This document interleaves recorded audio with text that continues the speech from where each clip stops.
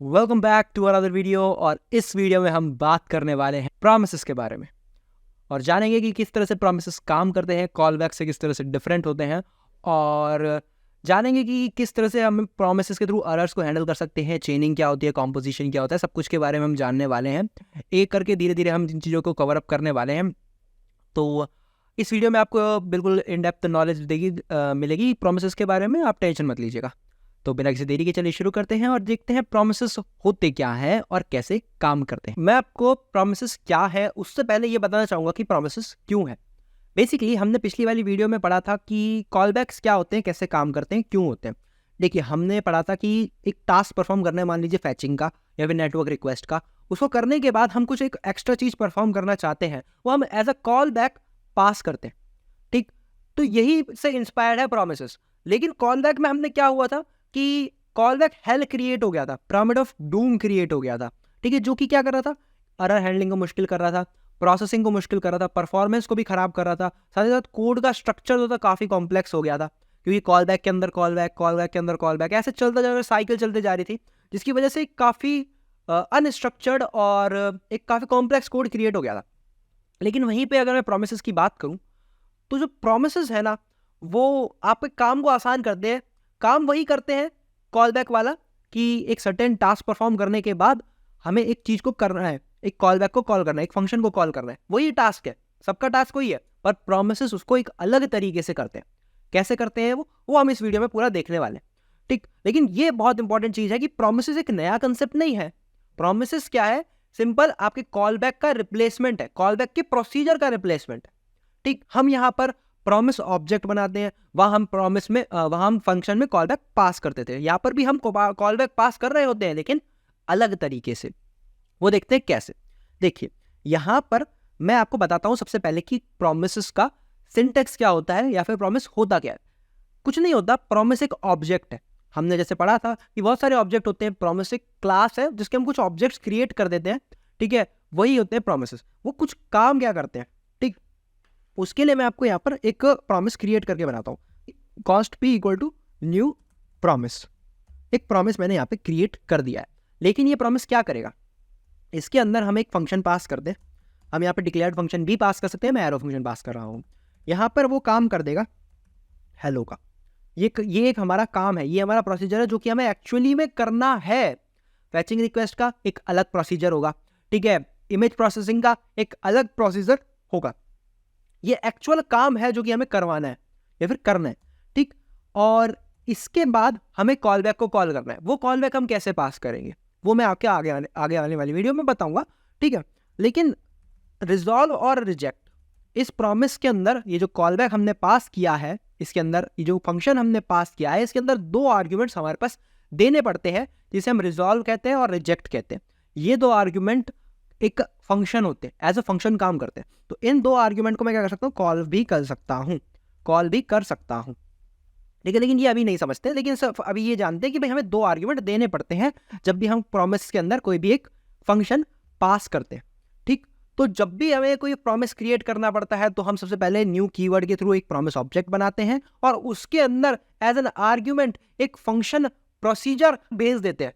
ठीक, जिससे क्या होता है, यही एक प्रोसीजर होता है जो कि हमें एग्जैक्टली परफॉर्म करना होता है। ठीक, ये कॉल बैक नहीं है, ध्यान रखना, ये कॉल बैक नहीं है, ये एक प्रोसीजर है, ये एक प्रोसीजर है जो कि मुझे एक्चुअली में परफॉर्म करना है। ठीक, अब यहां पर एक चीज इंट्रोड्यूस होती है, डॉट देन। ठीक है, लेकिन मैं यहां पर आपको एक प्रिंट करा के दिखाता हूं उससे पहले।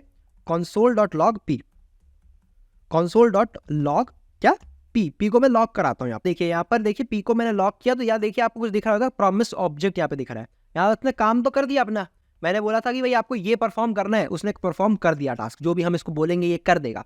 ठीक, यहाँ हम असिंक्रोनस टास्क भी परफॉर्म कर सकते हैं सेट टाइम आउट के through.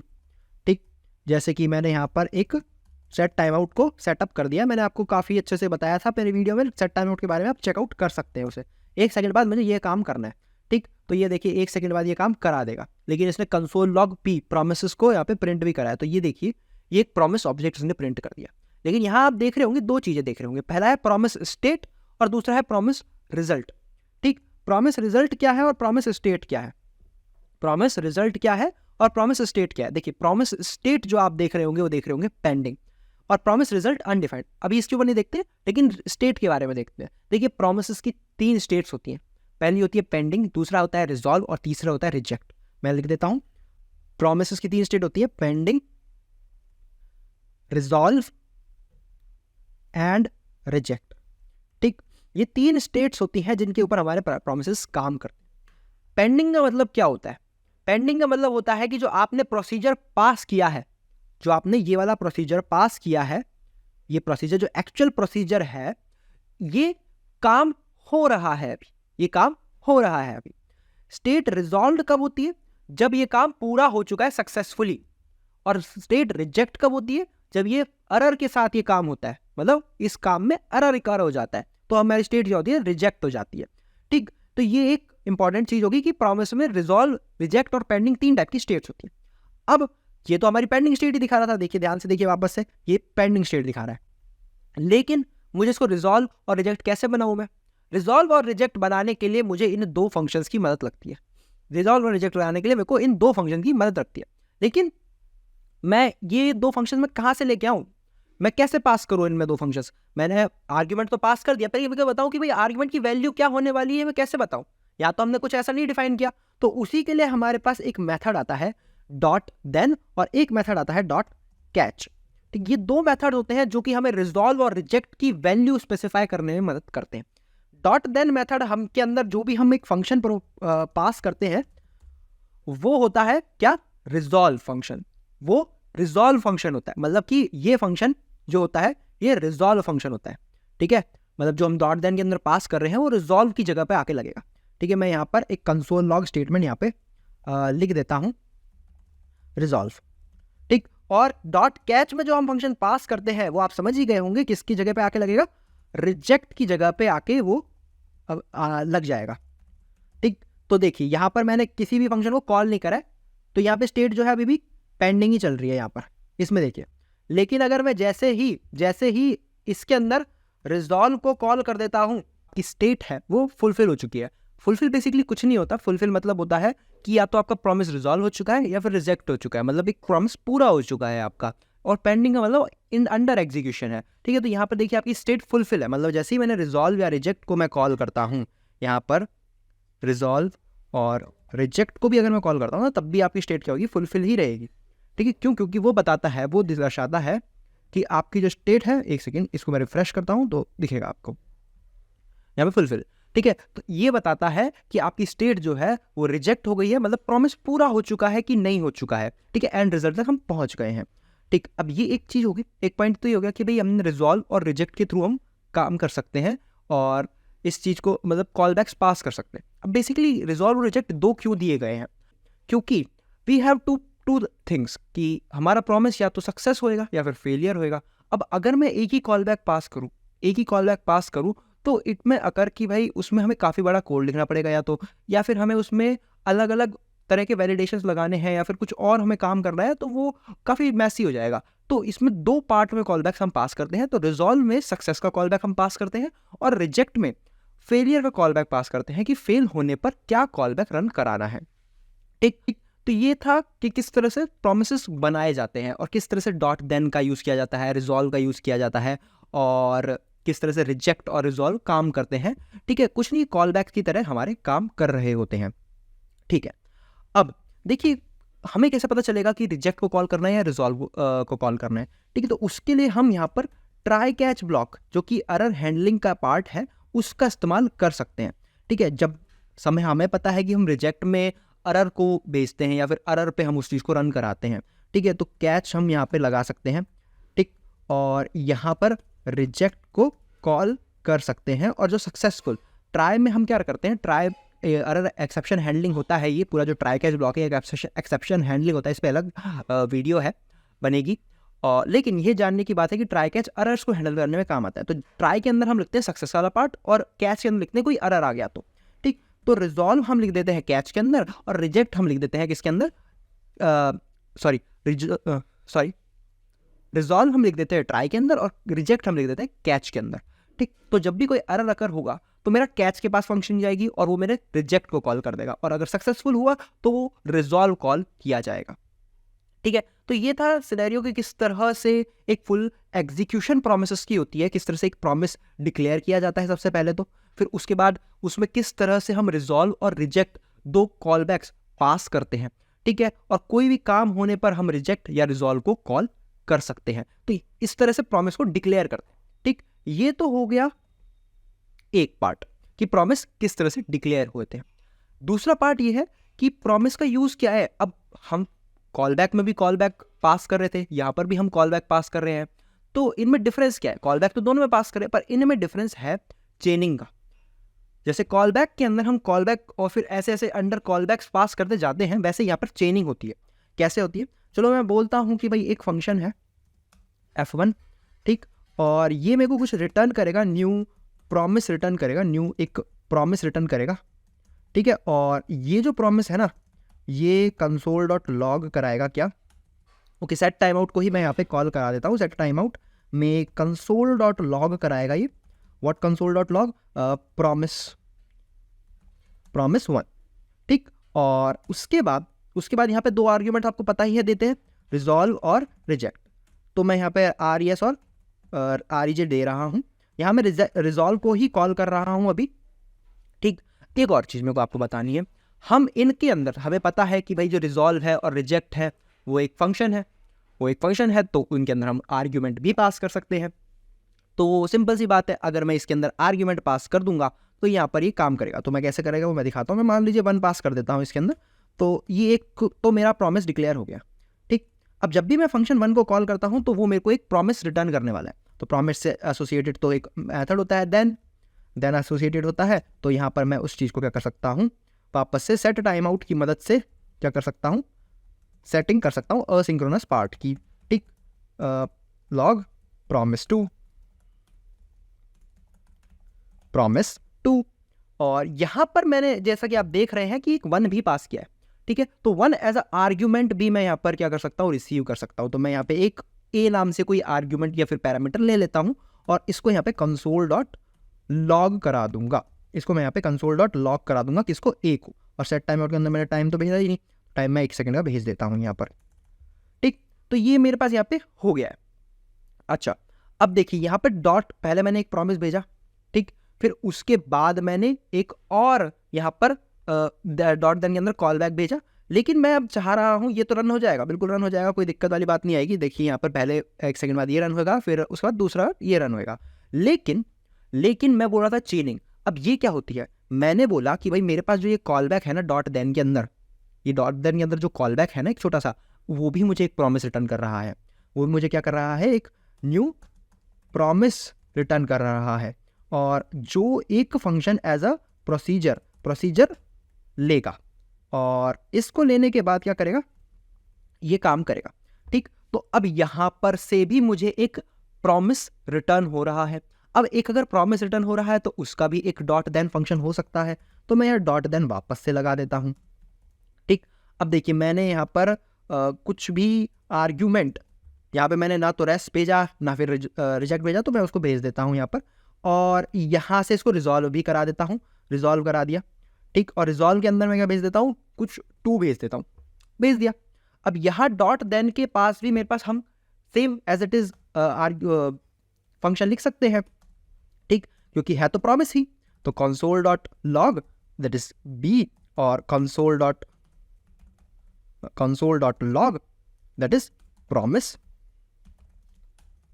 And then okay, this is what we want to say, ठीक। ये हमें को यहाँ पे करना है। यहाँ पर मैंने डॉट कैच फंक्शन यहाँ पे नहीं लिखा है, तो मैं डॉट कैच यहाँ पे लिख देता हूँ, ठीक। एक छोटा सा फंक्शन है जो कि console.log करेगा क्या, रिजेक्ट। यहाँ पर भी हम क्या कर सकते हैं, आर्ग्यूमेंट पास कर सकते हैं, ठीक। तो मैंने यहाँ पर भी पास कर दिया आर्ग्यूमेंट। अब देखिए यहाँ पर अपने आप ही 1-1 सेकंड करके एग्जीक्यूशन होगा। देखिए यहाँ पे प्रॉमिस 1 हुआ, फिर 1 आर्ग्यूमेंट भेजा, फिर प्रॉमिस 2 प्रिंट हुआ, फिर आर्ग्यूमेंट भेजा, फिर एंड देन कॉल हो गया, ठीक। लेकिन एक और चीज़ यहाँ पर मैं आपको बताना चाहूँगा, मैं यहाँ पर अगर रिजेक्ट कर दूँ, देखिए ध्यान दीजिए, यहाँ पर ये जो डॉट कैच है वो मैंने सिर्फ एक बार लिखा है, ठीक। डॉट कैच जो है मैंने एक बार लिखा है, लेकिन वो हर डॉट देन के लिए, इससे ऊपर वाले या फिर इससे नीचे वाले हर डॉट देन के लिए वैलिड है। तो जब भी कोई रिजेक्ट फंक्शन कॉल होगा तो ये डॉट देन यहाँ पर जो आर्ग्यूमेंट है इसके अंदर जो फंक्शन पास किया वो कॉल हो जाएगा। ठीक है, इसको एरर हैंडलिंग कहते हैं, ये अभी पढ़ेंगे। ठीक है, लेकिन उससे पहले यहाँ देखिए मैंने क्या किया है। F1 एक फंक्शन है जो कि प्रॉमिस रिटर्न कर रहा है, और डॉट देन उसके अंदर क्या कर रहा है, एक रिजॉल्व आर्ग्यूमेंट भेज रहा है जो कि इनसाइड एक प्रॉमिस रिटर्न कर रहा है, जो कि डॉट देन यहाँ पर उसका आर्ग्यूमेंट भेज रहा है रिजॉल्व का। ठीक है, वो भी क्या करे, अगर प्रॉमिस रिटर्न कर दे, फिर ऐसे करते करते बहुत सारे हमारे पास प्रॉमिसेस हम रिटर्न करवा ले, तो ये क्या एक कॉलबैक के अंदर कॉलबैक के अंदर कॉलबैक के अंदर कॉलबैक के अंदर वो वाला ही एक सिनेरियो नहीं बन जाएगा। क्यों? क्योंकि यहां पर भी ऊपर एक असिंक्रोनस टास्क पहले परफॉर्म हो रहा है, उसके पूरे कंप्लीट हो जाने के बाद ही मेरा रिजॉल्व कॉल कर रहा हूं मैं। ठीक है, उसके पूरे कंप्लीट हो जाने के बाद ही मैं रिजॉल्व कॉल कर रहा हूं। अगर मैं उसके बाद रिजॉल्व कॉल कर रहा हूं तो ये जो फंक्शन है, जो नया प्रॉमिस आया है, जो ये नया फंक्शन आया है, जो रिजॉल्व फंक्शन आया है, वो नया डॉट देन नया प्रॉमिस बाद में रिटर्न करेगा। तो ऐसी असिंक्रोनस टास्क बाद में होगा, तो एक टास्क को परफॉर्म करने के बाद उससे डेटा लेकर मैं दूसरा टास्क परफॉर्म कर सकता हूं उसी डेटा पर।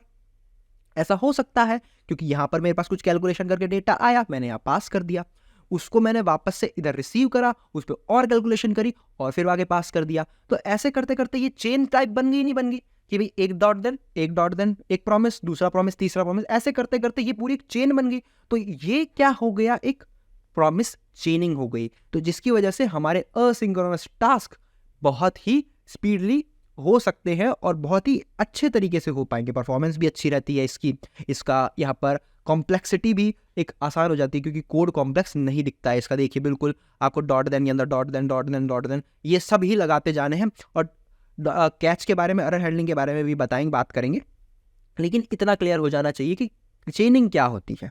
ठीक है, तो ये था चेनिंग के ऊपर। चलिए बात करते हैं एरर हैंडलिंग के बारे में, जो कि एक बहुत ही छोटा सा पर बहुत इंपॉर्टेंट टॉपिक है प्रॉमिसेस का। एक बहुत एफिशिएंट वे में हमें एरर हैंडलिंग करने में मदद करता है। देखिए सबसे पहले मैं आपको बताता हूं कि एरर हैंडलिंग मैंने आपको काफ़ी बताया भी है, इसके बारे में डेप्थ में हम कवर भी कर चुके हैं। कैच जब हमने पढ़ा तो जब मैंने बताया था आपको कि रिजॉल्व और रिजेक्ट दो आर्ग्यूमेंट्स होते हैं। एक रिजॉल्व जो होता है वो सक्सेस को रिप्रेजेंट करता है, और रिजेक्ट जो होता है वो फेलियर के कॉलबैक को रिप्रेजेंट करता है, और डॉट कैच के थ्रू हम रिजेक्ट को पास करते हैं। ठीक, तो जब भी हम प्रॉमिस की एक चेन बनाते हैं कि प्रॉमिस के बाद प्रॉमिस, प्रॉमिस के बाद प्रॉमिस, प्रॉमिस के बाद प्रॉमिस हमें मिल रहा होता है, तो हम क्या करते हैं कि जब भी एक कैच ब्लॉक डिफाइन कर देते हैं, एक कैच ब्लॉक डिफाइन कर देते हैं, और उस कैच ब्लॉक में अगर कोई भी एरर आता है तो उस कैच ब्लॉक को हिट करता है। कोई भी एरर आने का मतलब मेरा यहां पर है कि जब भी मैं किसी प्रॉमिस से रिजेक्ट को कॉल करता हूं तो उस कैच को हिट करता है वो रिजेक्ट फंक्शन। ठीक है, तो देखिए यहाँ पर पहला प्रॉमिस में मैंने रिजेक्ट को कॉल किया तो वो भी मेरे रिजेक्ट को ही हिट कर रहा है। अगर मैं इसको रिफ्रेश करूं तो फिर भी वो मेरे रिजेक्ट को ही हिट कर रहा है। अगर मैं यहाँ पर रिजेक्ट को कॉल करूं और यहाँ पर रिजॉल्व को कॉल करूं, वो भी मेरा यहाँ पर रिजेक्ट को ही हिट करेगा। देखिए यहाँ पर रिजेक्ट को हिट कर रहा है, बाकी तो मैंने प्रॉमिस पास भी नहीं करा। तो लेकिन ये बात है कि जब भी मैं कोई एक चेन बनाता हूं प्रॉमिस की, तो उसके लिए डॉट कैच, सिर्फ सिंगल डॉट कैच ही सफिशिएंट होता है। तो ये होता है एरर हैंडलिंग, डॉट कैच के थ्रू और रिजेक्ट को कॉल करके जो हम मैंने यहाँ पर आपको एक और चीज जो है वो दिखाने की कोशिश करता हूं मैं यहाँ पर, वो है क्या, वो है प्रॉमिस कंपोजिशन। प्रॉमिस कंपोजिशन का मतलब होता है कि आपके पास बहुत सारे प्रॉमिसेस हैं और उन्हीं सबको प्रॉमिसेस के फुलफिल होने के बाद ही आपको कोई एक टास्क परफॉर्म करना है। तो मैं यहाँ पर कॉन्स्ट P1 एक प्रॉमिस बनाता हूँ, न्यू प्रॉमिस। ठीक है, इसके अंदर मैं एक रिस्पॉन्स रिजेक्ट नाम से आर्ग्यूमेंट पास करता हूँ। ठीक, और इसके अंदर कंसोल डॉट लॉग कराता हूँ P1। ठीक, और ये किसको कॉल कर देगा, रिस्क को कॉल कर देगा। ठीक, और कॉन्स्ट P2 मैं वापस से एक नया प्रॉमिस बनाता हूँ जो कि वापस से रिजॉल्व और रिजेक्ट को यहाँ पर कॉल करने वाला है, मतलब आर्ग्यूमेंट लेने वाला है, और कंसोल में लॉग करने वाला है क्या, P2, और वापस से रेस्ट को कॉल कर देने वाला है। ठीक है, तो अब मैं चाह रहा हूं कि भाई जब ये दोनों प्रॉमिस ही फुलफिल हो जाए, जब ये दोनों प्रॉमिस ही मेरे पास सक्सेसफुल हो जाए, फुलफिल नहीं सक्सेसफुल हो जाए, क्योंकि फुलफिल में तो रिजेक्ट और रिजॉल्व दोनों आ गए, लेकिन मैं बताऊं कि दोनों ही प्रॉमिस सक्सेसफुल हो जाए, मतलब रिजॉल्व को कॉल करें, तो क्या करना है आपको, ये चीज रन करानी है। तो मैं यहाँ पर प्रॉमिस डॉट ऑल लिखता हूं, प्रॉमिस डॉट ऑल लिखता हूं, दैट इज P1, P2। एक मैं यहाँ पर एरे पास करता हूं, क्या पास करता हूं, एरे पास करता हूं, promise dot all P1 dot P2, और डॉट देन मैं यहाँ पर लिखूंगा, जिसमें मैं यहाँ लिखूंगा console.log सक्सेसफुली एग्जीक्यूटेड, ठीक है। और एक डॉट कैच जो कि मेरा एरर को रिप्रेजेंट करने वाला है, वो मैं यहां पे लिखूंगा console.log अनसक्सेसफुल। ठीक, मतलब क्या है कि अगर P1 और P2 दोनों ही सक्सेसफुल होंगे, मतलब दोनों ही रिजॉल्व को कॉल करेंगे, तो मेरे पास देन वाला ब्लॉक एग्जीक्यूट होगा। और अगर एक भी इनमें से एक भी, यहां पे मैं एरे में कितने भी पास कर सकता हूं, इनमें से एक भी अगर मेरा रिजेक्ट को कॉल करता है तो डॉट कैच वाला ब्लॉक यहाँ पे एग्जीक्यूट होने वाला है। ठीक, तो डॉट देन वाला कब होएगा, जब दोनों कॉल करेंगे। तो यहाँ पर दोनों रेस्पॉन्स को कॉल कर रहे हैं तो सक्सेसफुली एग्जीक्यूट हो गया। लेकिन अगर मैं दोनों को, इनमें से एक को रिजेक्ट को कॉल कर लेता हूं तो देखिए अनसक्सेसफुल हो गया है यहाँ पर। ठीक है, तो एक भी अगर रिजेक्ट को कॉल करता है तो अनसक्सेसफुल। ठीक है, तो ये था कि किस तरह से कॉम्पोजिशन क्रिएट होता है। कॉम्पोजिशन मतलब कि सारे प्रोमिसेस अगर सक्सेसफुल हो जाए तो मुझे ये करना है, अगर इनमें से एक भी अनसक्सेसफुल हो गया, रिजेक्ट को कॉल कर दिया, तो मुझे ये करना है, कैच वाला ब्लॉक एग्जीक्यूट कराना है। ठीक, तो ये था promise composition, चेनिंग, error handling, promise कैसे क्रिएट होते हैं, क्या क्या फायदे हैं, इन सब के बारे में हमने यहाँ पे डिटेल में डिस्कस किया है। क्या काम करते हैं प्रोमिसेस, इन सब के बारे में डिटेल में डिस्कस किया है। अब अगले वाली वीडियो में हम असिंक अवेट के बारे में जानेंगे, जो कि एक बहुत ही नेक्स्ट स्टेप है और बहुत इंपॉर्टेंट है प्रॉमिस के बाद। ठीक, हम प्रॉमिस से भी काम चला सकते हैं और असिंक अवेट से भी काम चला सकते हैं, तो इनके बारे में जानेंगे अगली वीडियो के अंदर। इस वीडियो में हमने जाना प्रोमिसेस के बारे में पूरा डिटेल में। आई होप आपको समझ में आया होगा, और अगर आपको नहीं आया तो वीडियो को वापस से रिपीट देखिए और कमेंट में बताइए कि भाई आपको नहीं समझ में आया है। थोड़ा सा वापस से मैं इसको समझाने की कोशिश करूंगा, वापस से एक नई वीडियो लाके आऊँगा प्रॉमिस के ऊपर, अगर नहीं आया है तो, क्योंकि प्रॉमिस एक थोड़ा कॉम्प्लेक्स टॉपिक है। ठीक है, तो इस वीडियो में हम इतना ही रखते हैं, हम मिलते हैं अगली वीडियो में, तब तक के लिए टेक केयर एंड कोड करते रहिए।